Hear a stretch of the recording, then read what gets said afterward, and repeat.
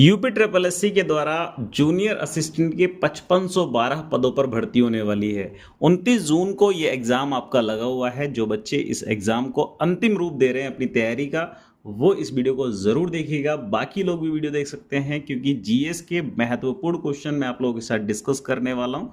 Channel पर जो लोग जुड़े हुए हैं, बहुत अच्छी बात है। जो लोग पहली बार आए हैं, भाई जुड़ जाओ, क्योंकि आगे बहुत चीज़ें आपको मिलने वाली हैं। और अपना मैं बता दूं कि अरुण कुमार मेरा नाम है, इलाहाबाद हाई कोर्ट में सिलेक्टेड हूं और अभी यूपीपी में भी फाइनल सिलेक्शन हुआ है। तो बेहतरीन यही है आप लोगों के लिए कि जब हमने सिलेक्शन लिया तो चीज़ें आप लोगों तक अच्छी अच्छी से पहुँचा सकते हैं, बेहतरीन तरीके से बता सकते हैं। तो बेटा जीएस के इंपॉर्टेंट क्वेश्चन है, आ जाओ डिस्कस कर लेते हैं एक एक सवाल को बेहतर तरीके से। पहला सवाल आपकी स्क्रीन पर कहता है कि बौद्ध ग्रंथ पटिकों की रचना निम्नलिखित में किस भाषा में की गई थी?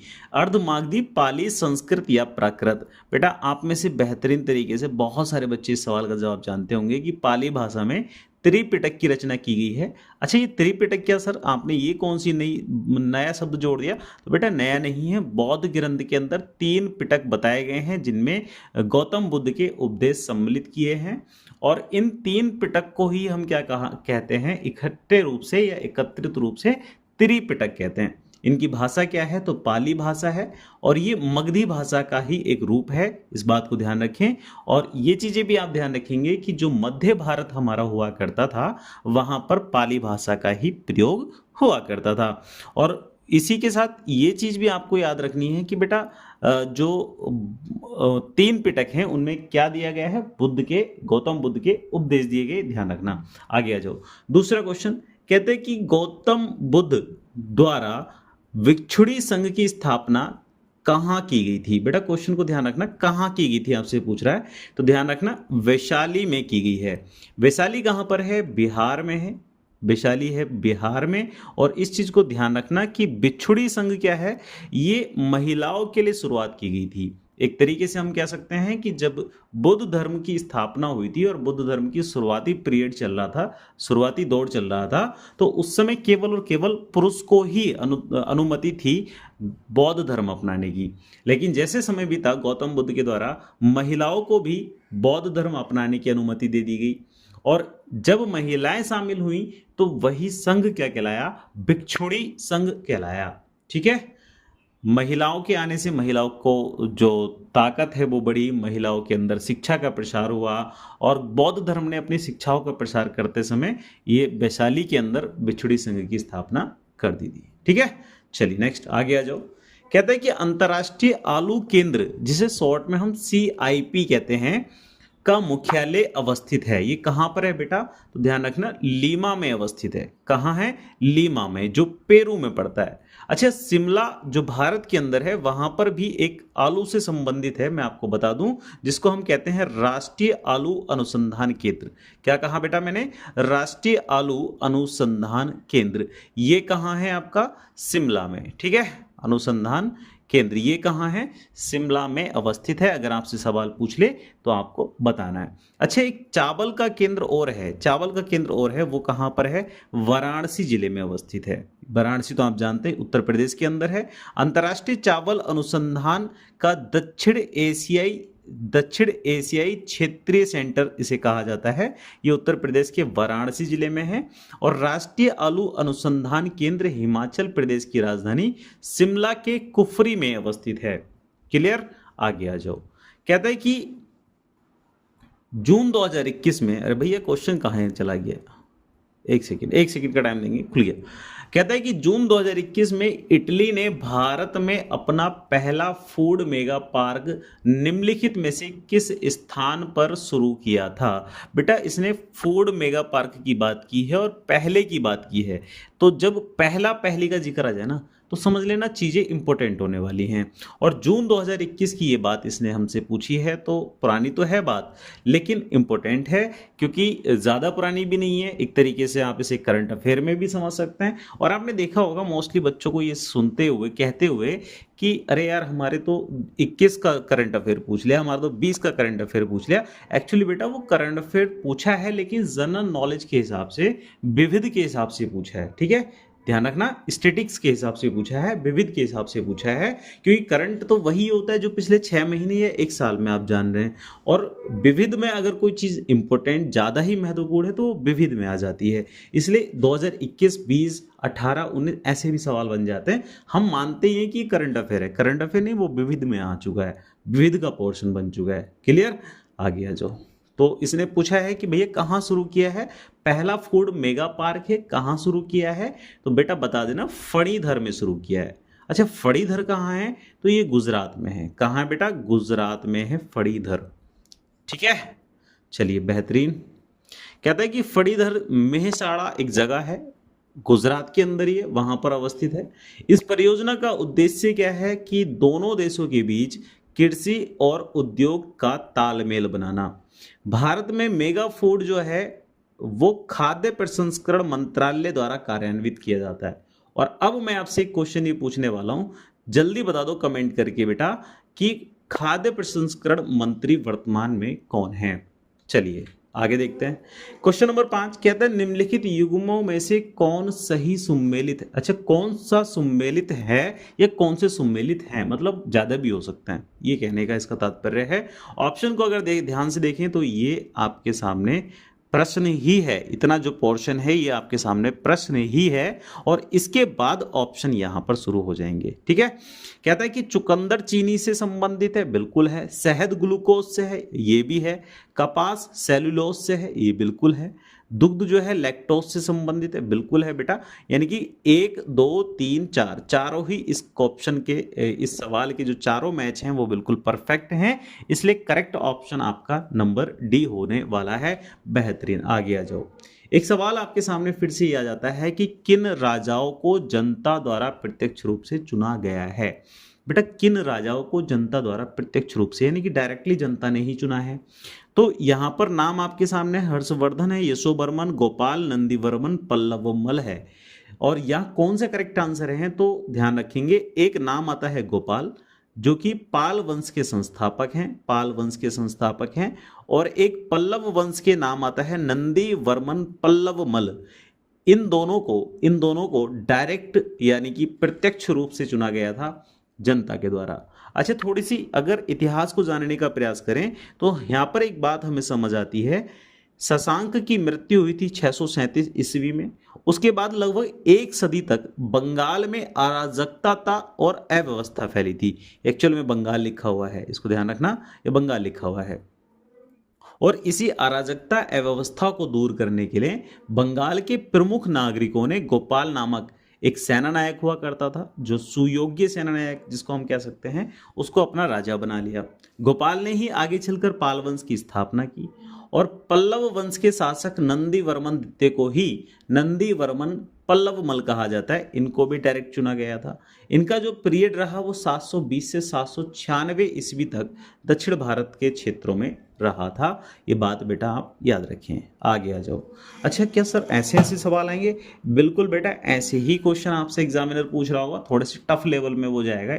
मॉडरेट पेपर आने वाला है, इजी आने वाला नहीं है। यूपी ट्रिपल एससी के आप प्रीवियस ईयर के पेपर को उठा के देखेंगे या फिर अभी हाल फिलहाल में जो पेपर हुए उनको भी उठाकर देखेंगे तो बेहतरीन तरीके से आपको ये बात समझ में आएगी कि पेपर जो आने वाला है थोड़ा मॉडरेट ही आने वाला है। मॉडरेट टू हार्ड लेवल हम उसे कह सकते हैं। अच्छा, इसका फायदा होता है क्या मॉडरेट आने का?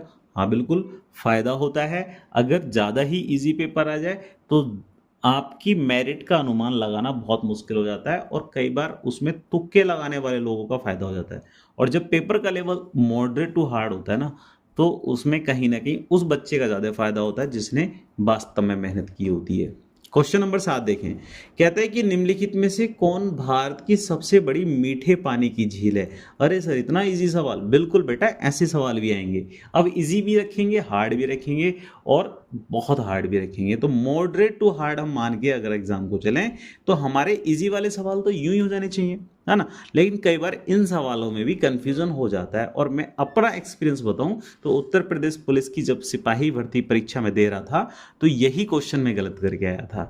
ठीक है, तो यहां पर बेटा क्या इसका सही आंसर बुलर झील इसका करेक्ट आंसर हो जाएगा। बुलर झील जो है वो भारत की सबसे बड़ी मीठे पानी की झील है। तो बता दो कहां पर है, आओ देखते हैं। बुलर झील कहां पर है बेटा? ये आपके जम्मू कश्मीर में अवस्थित है। ठीक है, कौन सी नदी पर बनी हुई है अगर आपसे पूछता है तो ध्यान रखना ये आपकी कौन सी नदी पर है। एशिया की सबसे बड़ी मीठे पानी की झील है, सबसे बड़ी भारत की है और एशिया की भी सबसे बड़ी मीठे पानी की झील है, ध्यान रखना। और ये कौन सी नदी पर बनी हुई है मैं आपसे ये पूछना चाहूंगा बेटा, तो आप मुझे कमेंट करके बताएंगे। ठीक है, आप मुझे कमेंट करके बताएंगे ये कौन सी नदी पर बनी हुई है। अच्छा लिखा है, इसमें लिखा भी है झेलम नदी पर निर्मित है, तो अब कमेंट मत करना। ठीक है, झेलम नदी पर बनी हुई है। 189 वर्ग किलोमीटर के एरिया में ये विस्तृत है, फैली हुई है। अच्छा, कोलेरू झील की बात आई थी अभी, आपने ऑप्शन में देखा होगा, तो उसका भी अगर जिक्र किया जाए तो आंध्र प्रदेश में कृष्णा गोदावरी डेल्टा के मध्य ताजे पानी की झील है। ताजे पानी की झील कौन सी होगी? कोलेरू।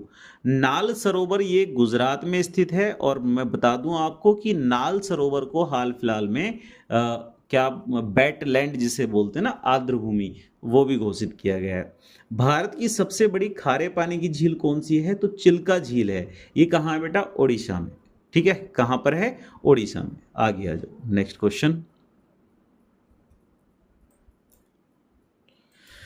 अगर ये चीज़ें आप लोगों को समझ में आ रही हो ना बेटा, तो वीडियो को शेयर कर देना उन दोस्तों के पास जो आपके साथ साथ 29 जून को एग्जाम देने वाले हैं, परीक्षा देने वाले हैं, परीक्षा में बैठने वाले हैं। वो लोग भी इस वीडियो को एक बार देख लेंगे। आपके जो दोस्त हैं, साथी हैं, साथ में पढ़ने वाले लोग हैं, उन लोगों को ज़रूर से ज़रूर इस वीडियो को भेजिएगा, ताकि आपकी खुद की प्रिपरेशन आप चेक कर पाओ। इसका जो मेन पर्पज है ना वीडियो का, वो ये नहीं है कि आपको मैं पढ़ा रहा हूँ, सिखा रहा हूँ कुछ ना, आपकी खुद की प्रिपरेशन कितनी है आप ये चीज़ें चेक कर पाओ, इसलिए इस वीडियो को देखो, बेहतरीन तरीके से समझ में आएंगी सारी बातें। कहते हैं कि कौन सा सही सम्मिलित नहीं है। एक तरफ नाम लिखे हुए हैं किसके? एक तरफ राज्य के नाम लिखे हुए हैं, दूसरी तरफ गर्म झरने के नाम लिखे हुए हैं। एक तरफ राज्य के नाम है, दूसरी तरफ गर्म झरने के। पहला राज्य हिमाचल प्रदेश लिखा है, यहाँ पर मणिकर्ण झरना है। बिल्कुल है, ये बिल्कुल सही है बेटा, इसमें कोई दो राय नहीं है, ये बिल्कुल सही है। एक ओडिशा लिखा है, ओडिशा में ताप्ता पानी झरना है। कौन सा?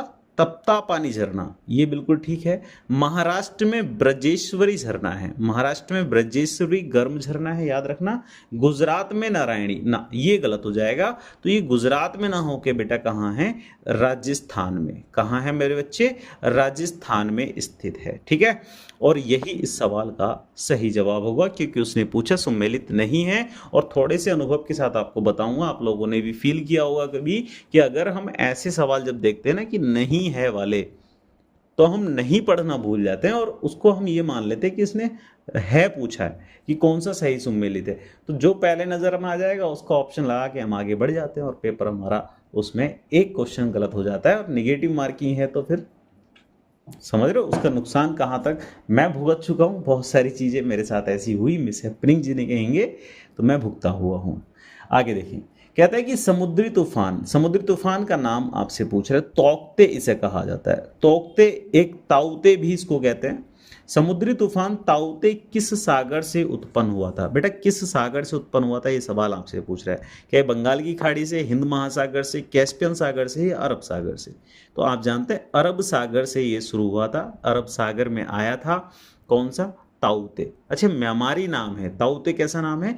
म्यांमारी नाम है, अरब सागर से उठा था, उत्पन्न हुआ था, और इसने गुजरात, महाराष्ट्र, जो इस वाली बेल्ट पर है ना, ये अगर हम अपने भारत की बात करें, अगर आपको विजिबल है सारी चीज़ें, मैं एक बार देख लेता हूँ। नहीं, इधर नहीं हो रही होंगी, यहाँ देख, यहाँ बना देते हैं इसको, एक सेकंड का टाइम दें।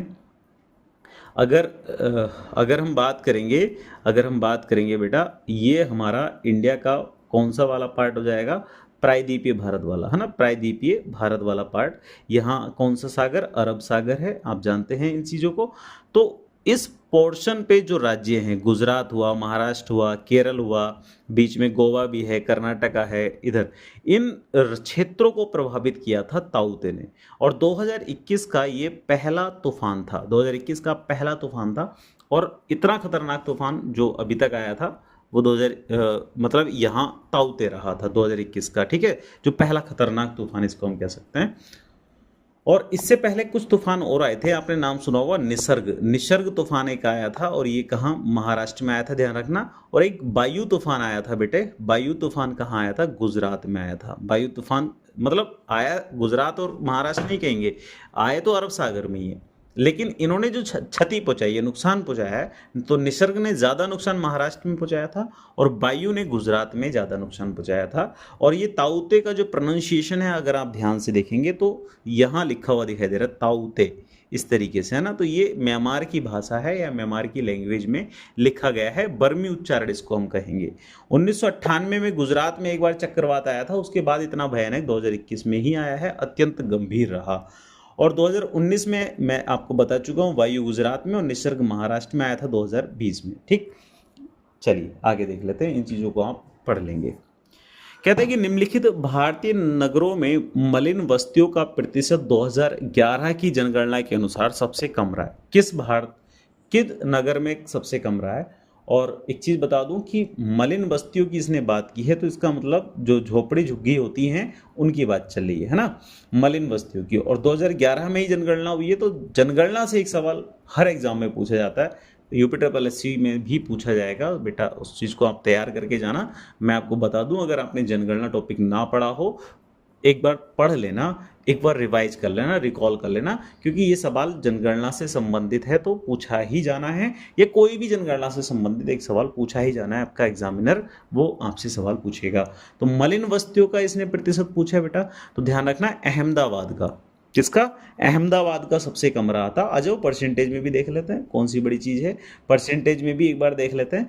अहमदाबाद में 4.49 आबादी जो है वो झुग्गी झोपड़ियों में रहती है, यानी कि सबसे कम आबादी यहीं पर है। उसके बाद जयपुर में आ जाती है 10.62, जयपुर में नहीं सॉरी, अहमदाबाद के बाद बेंगलुरु में सेकेंड नंबर बेंगलुरु, उसके बाद थर्ड नंबर जयपुर आ जाता है, एंड देन फोर्थ नंबर आपका लखनऊ आ जाता है 12.9%।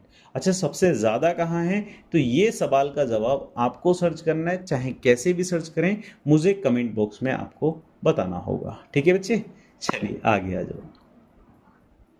कहता है भारतीय संविधान की प्रस्तावना में इसके सभी नागरिकों को कौन सा न्याय प्रदान करने की व्यवस्था की गई है? प्रस्तावना की बात चल रही है बेटा, तो आप जानते होंगे सामाजिक न्याय की बात की जाती है, आर्थिक की बात की जाती है और राजनीतिक की बात की जाती है।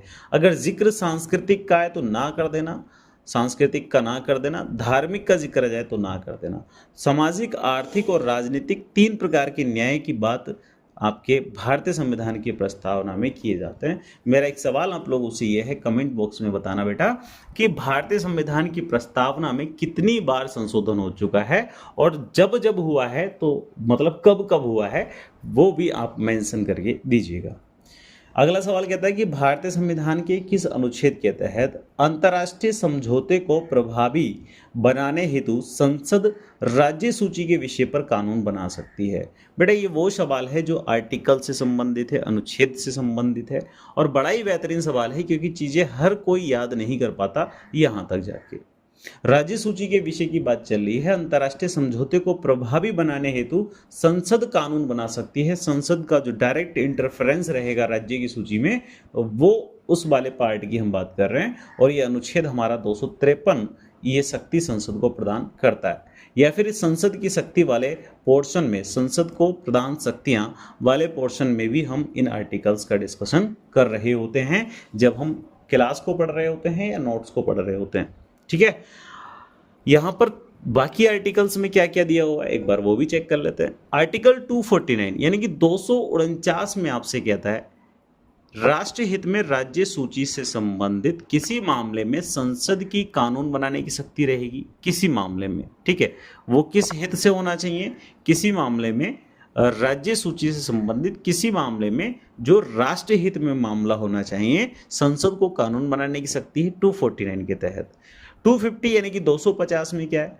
अगर राज्य सूची के विषय पर कोई आपातकाल की स्थिति आती है तो उस समय संसद की कानून बनाने की शक्ति राज्य सूची के विषय पर, अगर आपातकाल का पीरियड चल रहा है और राज्य सूची पर कोई विषय बनाना है तो, या राज्य सूची के विषय पर कोई कानून बनाना है तो संसद क्या कर सकती है? इंटरफेरेंस कर सकती है। आर्टिकल 252 252 कहता है जब दो या दो से अधिक राज्यों के बीच कोई सहमति हो जाए और उसके पश्चात कोई कानून बनाना पड़े तो संसद उस कानून को भी बना सकती है। संसद तो आप समझते हैं ना क्या है, पार्लियामेंट हमारी, जहां लोकसभा, राज्यसभा और राष्ट्रपति ये तीन अभिन्न अंग जहां हैं वो चीज, ठीक है। और इस विधायक को इस विधायन को, इस कानून को या जो भी बनकर तैयार होगा, विधेयक बनकर जो तैयार होगा, उसको अंगीकार कोई अन्य राज्य भी कर सकता है। ये बात भी 252 में कही गई है। महत्वपूर्ण हैं ये तीनों के तीनों या चारों के चारों आर्टिकल, एक बार रिवाइज कर लेना बेटा। और इस क्लास को देखने के बाद अगर आपको चीजें पल्ले पड़ रही हैं, मैं डायरेक्ट बोल रहा हूँ, अगर चीजें पल्ले पड़ रही हैं तो इतना कहूंगा कि बेटा एक बार ना जहां जहां लगे कि मेरा तो ये वाला क्वेश्चन मुझसे बना ही नहीं यार, मैंने ये चीजें तो अभी पढ़ी नहीं, तो पैनिक होने की आवश्यकता नहीं है। 29 जून को एग्जाम है, अभी आपकी जो डेट है वो 6 तारीख है और अभी से लेकर इतना समय आपके पास है कि आप चीज़ों को कवर अप कर सकते हो अगर आपने पहले पढ़ रखा है। ये नहीं कि पहली बार पढ़ने बैठ रहे तो लो जी हम तो किताब खोल के बैठ जाएंगे, पहली बार में ही चीज़ों को आर पार कर देंगे। और मैं समझता हूँ इस एग्ज़ाम को देने वाले सभी के सभी बच्चे वो हैं जो पहले से ही तैयारी में हैं, तो रिवीजन की ज़रूरत होगी तो एक बार कर लेना। और वरना नया टॉपिक है तो बिल्कुल मत छेड़ना, नए टॉपिक पे ज़्यादा जोर आजमाने की आवश्यकता नहीं है, वो परेशान कर देगा आपको। कहता है कि भारत की राष्ट्रीय अर्थव्यवस्था का सबसे बड़ा स्रोत क्या है। ठीक है, सबसे बड़ा स्रोत क्या है। इस क्वेश्चन को मोस्ट ऑफ द स्टूडेंट्स क्या कर देंगे, गलत कर देंगे। वो कृषि क्षेत्र को मान लेंगे, कृषि क्षेत्र को। बेटा हमारे अर्थव्यवस्था, ये भारत की जो अर्थव्यवस्था है उसकी नींव आप मान सकते हैं कृषि क्षेत्र, ठीक है। उसकी नींव आप क्या मान सकते हैं, कृषि क्षेत्र मान सकते हैं, या फिर उसका आधार आप क्या मान सकते हैं, कृषि को मान सकते हैं, कृषि आधारित अर्थव्यवस्था मान सकते हैं। लेकिन सबसे बड़ा स्रोत जब पूछेगा तो बेटा सेवा क्षेत्र बताना है। 2021 में एक आर्थिक सर्वेक्षण की रिपोर्ट आई थी, उस रिपोर्ट के आधार पर यह बताया भी गया कि 60% के आसपास सेवा क्षेत्र का योगदान है भारत की राष्ट्रीय अर्थव्यवस्था में। और वर्तमान में ये बढ़ता जा रहा है, लगातार बढ़ता जा रहा है, और इस समय भी कितना है, 60% के करीब है। तो सेवा क्षेत्र इस सवाल का सही जवाब होगा। आगे आ जाओ नेक्स्ट। अच्छा, इसके कुछ स्मरण वाले बिंदु हैं तो उनको भी आप जरा ध्यान से देखें।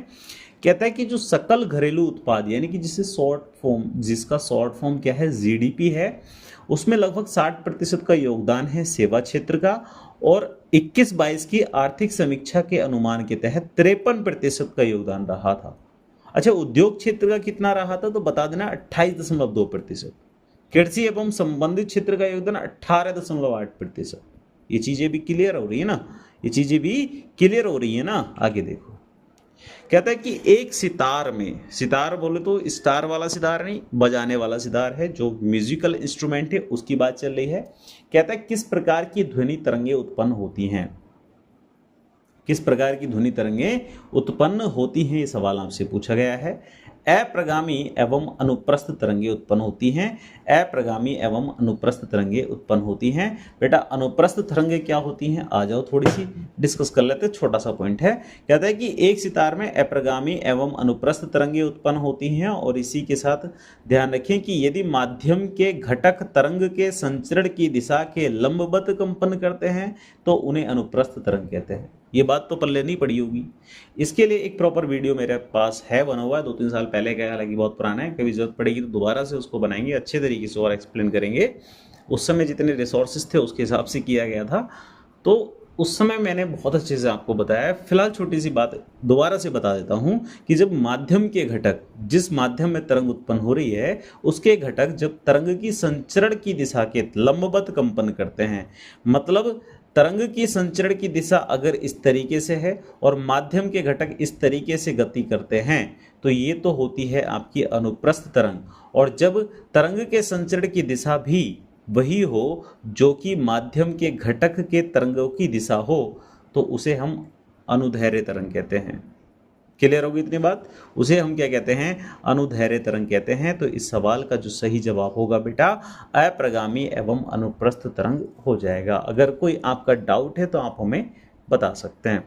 अच्छा, ये जो तरंगे हैं अनुप्रस्थ तरंग, ये केवल ठोस में आती हैं, तनाव युक्त डोरियों में उत्पन्न हो सकती हैं, और बेटा साथ ही ध्यान रखना कि ये द्रव के पृष्ठों पर भी उत्पन्न की जा सकती हैं। क्लियर? आगे आ जाओ।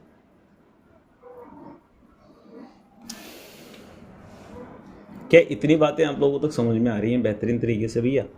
बता दो एक बार, इतनी चीज़ें आप लोगों तक अच्छे से समझ में जा रही हैं, अच्छे से समझ में आ रही हैं? चलिए भैया, 15वां क्वेश्चन है और टाइम भी बहुत हो चुका है, इसलिए चीज़ों को थोड़ा सा स्पीड में लेने का प्रयास करेंगे। कहता है कि कौन से तत्व सरसों में तेल की मात्रा बढ़ाने में अत्यधिक उपयोगी होते हैं? बेटा, सरसों में तेल की मात्रा का मतलब क्या है? मतलब सिर्फ इतना सा है कि जो सरसों के बीज होते हैं उसमें तेल की मात्रा बढ़ाने का काम कौन सा तत्व करता है? तो सल्फर। ध्यान रखना, जमीन में पाए जाने वाले वो तत्व हैं, मृदा में पाए जाने वाले वो तत्व हैं कैल्शियम, सल्फर, जस्ता, लोहा, जो हमारी फसल को अच्छा बनाने में हेल्प करते हैं। ठीक है, तो सल्फर की वजह से सरसों में तेल की मात्रा बढ़ती है, ये बात याद रख लेना। और एक ट्रिक इसके लिए बता दूं तो सा से सल्फर हो जाता है, सा से सल्फर हो जाता है, और सा से ही क्या हो जाता है? सरसों हो जाता है। ठीक है, चलिए, सरसों के तेल को वृद्धि करने के लिए सल्फर बहुत उपयोगी तत्व है। और अच्छे, कैल्शियम किस लिए तत्व है भैया? तो कैल्शियम का भी ध्यान रखना, ये अग्रभागों की वृद्धि और पत्तियों को गिरने से रोकने में सहायक होता है। अगर आपकी किसी प्लांट से पत्तियां गिर रही हैं नॉर्मली, एक तो पतझड़ का मौसम होता है, उस समय गिरना लाजमी है, ज़्यादा सूख जाए तब गिरना लाजमी है, लेकिन अगर नॉर्मली गिर रही हैं तो समझ लेना कि कैल्शियम की कमी है, और आप उसको कैल्शियम दे सकते हैं जिससे कि वो गिरना रुक जाएंगी। हल्की मात्रा में देना है, डॉक्टर अपना नहीं बनना है। ठीक है, जस्ता की बात करें तो ये न्यूक्लिक अम्लों और प्रोटीन संश्लेषण में योगदान देता है। लोहे की बात करें तो पौधों में क्लोरोफिल के संश्लेषण और न्यूक्लिक अम्ल के उपापचय हेतु आवश्यक होता है। चलिए आगे आ जाओ। कहता है कि काशी लालिमा निम्नलिखित में से किस फसल की प्रजाति है? बेटा, काशी लालिमा की बात चल रही है, तो काशी लालिमा आपने देखा होगा। अच्छा, एक बात बताओ, भिंडी खाई है कभी? भिंडी, इसका करेक्ट आंसर भी भिंडी है, मैं बता देता हूँ। भिंडी खाई है कभी आपने? किस रंग की भिंडी खाई है, किस कलर की भिंडी खाई है? तो मोस्ट ऑफ द स्टूडेंट यही कहेंगे, साहब हमने तो हरे रंग की भिंडी खाई है। तो अब घबराने की जरूरत नहीं है, लाल रंग की भी भिंडी आ चुकी है। अगर किसी महिला को या किसी लड़की को कलर का ही चॉइस रखना है कि ना जी हमें तो लाल रंग की भिंडी दो, तो उनके लिए भी अवेलेबल हो जानी है। काशी लालिमा इस प्रजाति का नाम है। अरे कैसे ये आप कह सकते हैं कि ये लाल रंग की हो जाएगी? तो बेटा छोटी सी बात है, बता देता हूँ। क्लोरोफिल की हरे रंग होने के कारण भिंडी का जो रंग है वो क्लोरोफिल के हरे रंग होने के कारण हुआ करता है। ठीक है, और अब इसके अंदर एक पिगमेंट, एक वर्णक पाया गया है नई प्रजाति जो है उसके अंदर, काशी लालिमा के अंदर। और इस वर्णक का रंग, इस पिगमेंट का जो रंग है, इस पिगमेंट का जो कलर है वो कैसा है? रेड है, यानी कि लाल है। और जब लाल है पिगमेंट तो भिंडी भी कैसे होगी? लाल होगी। चलो आगे आ जाओ। बहुत स्वादिष्ट है, मतलब उसके तुलना में पौष्टिक भी है, स्वादिष्ट भी है, ये ध्यान रखना, हरी भिंडी की तुलना में। क्वेश्चन कहता है कि 10 दिनों से अधिक अगर आप उपवास करते हैं तो लिवर पर क्या असर पड़ेगा? किसी को लिवर में ज़्यादा प्रॉब्लम होने लगती है तो डॉक्टर कहता है खाना कम खाओ, है ना, कुछ चीज़ों का परहेज भी बताता है। तो लिवर पर असर क्या पड़ेगा? बेटा ध्यान रखना, लिवर के अंदर जो ग्लूकोज स्तर होगा, ग्लूकोज का जो लेवल होगा वो कम हो जाएगा 10 दिन से ज़्यादा उपवास रखने की स्थिति में। एक्चुअली हमारे लिवर का जो काम होता है वो ये होता है कि हमारी बॉडी का जो ग्लूकोज है उसको ग्लूकोलाइन में तोड़कर बॉडी को प्रदान करना। ठीक है, और भी बहुत सारे रस निकलते हैं हमारे यकृत से, हमारे लिवर से। यकृत इसको हिंदी में कहा जाता है। ग्लूकोज को ग्लाइकोजोन में बदलकर संग्रहित करने का काम होता है, अतिरिक्त ग्लूकोज को। और जब 10 दिन तक हम उपवास पर हैं तो बॉडी का जितना भी ग्लूकोज है सबको ग्लाइकोजोन में वो बदल चुका है, अब उसके पास ग्लूकोज नहीं है। तो नहीं है तो ग्लूकोज का जो स्तर है वो क्या हो जाएगा? कम हो जाएगा। उपवास के दौरान जब मान के चलें 1 दिन 2 दिन 4 दिन का अगर कोई व्रत रखते हैं, 9 दिन के जैसे व्रत रखे जाते हैं, तो ग्लूकोज ही हमारी बॉडी को एनर्जी प्रदान करने का काम करता है और लिवर क्या करेगा, उस ग्लूकोज को ग्लाइकोजोन में बदल देगा, शरीर को एनर्जी देगा, ऊर्जा प्रदान करेगा। अच्छा, आप जानते हैं बॉडी के अंदर एक पित्ताशय भी होता है, एक छोटी सी थैली होती है, लिवर के नीचे ही होती है, और इस पित्ताशय में पित्त रस का एकत्र संग्रहण होता है, स्टोरेज होता है। और ये स्टोरेज किसके द्वारा किया जाता है, तो बेटा यकृत के द्वारा ही किया जाता है, इस बात को याद रखना। तो लिवर यानी कि यकृत जो है वो हमारे बड़े ही काम की चीज़ है, बचा के रखो उसे, ज़्यादा इधर उधर मत बहाओ। अगला क्वेश्चन कहता है कि मकड़ियों द्वारा उत्पादित रेशम क्या कहलाता है। अरे साहब, मकड़ियों द्वारा उत्पादित रेशम तो रेशम ही कहलाएगा ना बेटा, थोड़ा सा टेक्निकल चीज़ें हैं, आ जाओ जरा। एक टसर रेशम होता है, तो ये टसर नामक कीट के द्वारा ही उत्पादित किया जाता है। एक गोशामर रेशम होता है, तो ये मकड़ी बनाती है, ये कौन बनाती है, मकड़ी। और एक मूंगा रेशम होता है, ये मूंगा कीट है वही बनाता है।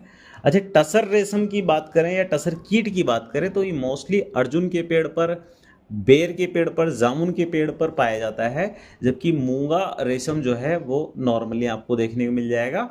मकड़ी जो है गोशामर रेशम का जो निर्माण करती है वो अपने बिल को ढकने के लिए करती है, अपने बिल के आसपास एक आवरण तैयार करने के लिए गोशामर रेशम का प्रयोग करती है। ठीक है, इसका व्यक्तिगत रूप कुछ नहीं मिलता है, यानी कि कोई वाणिज्यिक रूप इसको नहीं, इसका प्रॉफिट नहीं मिलता है। और एक अहिंसा रेशम होता है बेटा, तो अहिंसा का नाम ही आप समझ रहे हो, गांधी जी वाली बात है कि अहिंसा, बिना किसी जीव को मारे या बिना किसी कीट को मारे एक रेशम तैयार करने की जो आधुनिक विधि है उसे अहिंसा रेशम कहते हैं, और ये झारखंड में बहुत ज़्यादा पॉपुलर है। ठीक है, झारखंड में पॉपुलर है। तो मूंगा रेशम जो है वो मूंगा उत्पादन भारत, और हाँ, मूंगा उत्पादन में या मूंगा के रेशम उत्पादन में भारत क्या है, विश्व में अग्रणी है, मतलब समझ जाओ। अग्रणी का मतलब है ना, शुरुआत में ही है, फर्स्ट पोजीशन पे। आ जाओ कंप्यूटर के क्वेश्चन डिस्कस कर ले, 2 सवाल ही, ज़्यादा नहीं है, जहाँ कर रहे हो भैया पढ़ लो थोड़ा सा, और 2 ही क्वेश्चन और बचे। कहता है कि कौन सा वक्तव्य सही नहीं है, कौन सी बात सही नहीं है। बेटा इतना ही सिंपल सा सवाल है ये देखने में, लेकिन कई बार हम गलती कर बैठते हैं। ईमेल का अर्थ क्या होता है, इलेक्ट्रॉनिक मेल होता है, बिल्कुल करेक्ट है। www का अर्थ होता है वर्ल्ड वाइड वेब, बिल्कुल सही है भैया। CPU का अर्थ क्या होता है, कंट्रोल प्रोसेसिंग यूनिट, क्या ये सही है। ALU का अर्थ होता है अर्थमेटिक लॉजिक यूनिट, क्या ये सही है। इन दोनों में बताओ, ये लॉजिकल यूनिट तो नहीं होता, ये सेंट्रल प्रोसेसिंग यूनिट तो नहीं होता, तो बिल्कुल बेटा इसका करेक्ट आंसर CPU वाला हो जाएगा, यानी कि CPU की फुल फॉर्म होती है सेंट्रल प्रोसेसिंग यूनिट। ठीक है, मैंने कुछ गड़बड़ कर दी क्या, चलिए ठीक है। अर्थमेटिक लॉजिक यूनिट, ये इसका बिल्कुल सही मतलब अर्थमेटिक लॉजिक यूनिट ये तो बिल्कुल ठीक लिखा है। तो कंट्रोल प्रोसेसिंग यूनिट होता है या फिर सेंट्रल प्रोसेसिंग यूनिट होता है, इन दोनों में क्या होता है आप मुझे बताइएगा। फिलहाल इस क्वेश्चन को आगे लेकर चलें। कहता है कि निम्नलिखित में से क्या सही नहीं है, क्या सही नहीं है बेटा। कहता है कि पहला ही मतलब पहले ऑप्शन पे लिखा है 1 बाइट 8 बिट के बराबर होता है, क्या ये बात सही है। ना जी ना, 1024 बिट के बराबर होता है। अबे चुप जाओ भाई, 1024 के बराबर नहीं होता, 1 बाइट 8 बिट के बराबर ही होता है। यानी कि ये इसका आंसर नहीं बनेगा भैया, ये इसका आंसर नहीं बनेगा। आगे चलो, कह रहा है 1 किलो बाइट 1024 बाइट के बराबर होता है, 1 किलो बाइट 1024 बाइट के बराबर होता है, क्या ये सही है। बोलो बोलो, क्या ये सही है, बिल्कुल सही है। अगर 1024 बाइट इकट्ठे हो जाएं तो 1 किलो बाइट तैयार होता है। और अगर इसकी गुणा आप 8 से कर दोगे ना बेटा, 8 से कर दोगे इसकी गुणा 1024 की, 8 चौक 32 का 2, 8 दूनी 16 और 3 19, 8 0 0 19, यानी कि 1 आया होगा, 8 एकम 8, 8192, 8192 बिट्स होते हैं किसमें, 1 किलो बाइट में। 1 गीगाबाइट में 1024 किलोबाइट होते हैं क्या, यही गलत लिखा हुआ है, यानी कि ये इस क्वेश्चन का करेक्ट आंसर है। 1 गीगाबाइट में 1 GB डाटा जो आपके फ़ोन में आता है ना मोस्टली, 1 GB बाइट में 1024 MB होती हैं। MB का मतलब है मेगाबाइट होते हैं, कितने मेगाबाइट होते हैं। और मेगाबाइट, 1 मेगाबाइट में 1 मेगाबाइट में कितने बेटा, 1024 किलोबाइट होते हैं, यानी कि केबी होती हैं। तो 1 मेगाबाइट में 1024 केबी होती हैं, 1 किलोबाइट में 1024 बाइट होती हैं और 1 गीगाबाइट में 1024 मेगाबाइट होते हैं, यानी कि एमबी। और 1 टेराबाइट में 1024 गीगाबाइट होते हैं। ये सही लिखा है। ये पहला वाला भी सही लिखा हुआ है, वो आप उसको गलत मत समझना। कभी गलत समझ के ये मान लो कि ना जी ये तो गलत लिखा हुआ है। ये मिट क्यों नहीं रहा भाई? इसको मिटाने का काम करो। कोई नहीं हो तो मिटता नहीं है। चलो कोई नहीं, मिटता नहीं है तो छोड़ो, आगे आ जाओ। तो 20 क्वेश्चन हमारे क्या हो चुके हैं, कंप्लीट हो चुके हैं। ये इसका करेक्ट आंसर है। और इस सेशन को हम फिलहाल यहीं पर समाप्त करते हैं। थैंक यू सो मच बच्चे। लाइक शेयर एंड सब्सक्राइब कर देना जल्दी जल्दी फटाफट से बच्चे। और चीज़ें मैं आपको बता दूं कि यूपी ट्रिपल एससी के लिए फ़िलहाल ये वीडियो हम तैयार कर रहे हैं। इसी के साथ साथ अदर किसी एग्ज़ाम में भी अगर आप बैठते हैं तो, या कोई भी एग्ज़ाम आपके सामने लगेगा तो उसके लिए भी आपके सामने वीडियो को हम लेकर आएंगे। इस चैनल पर और भी बहुत सारी चीज़ें अपडेट होने वाली हैं। आप लोग जुड़ जाइएगा चैनल के साथ। अभी तक मैं थोड़ा सा अपने कैरियर को बनाने में लगा हुआ था, यानी कि मैं अपने लिए कुछ चीज़ें कर रहा था और वो मैंने कर ली हैं। अब से आगे को हम चैनल के लिए समर्पित रहेंगे, बेहतरीन तरीके से आप लोग के साथ जुड़े रहेंगे। तो बेटा आ जाओ, एक बार अच्छे से लग जाओ सब लोग, है ना। कर लो सब्सक्राइब और बाकी अपने दोस्तों को भी कह दो कि जाओ जाओ सब्सक्राइब करो। द अरुण नाम से सर्च करो और सब्सक्राइब करो। सर्च भी ना हो पाए तो लिंक भेज दो दोस्तों को। बहुत लिंक भेजते हो ना तुम लोग आजकल। चलिए ठीक है, बाय।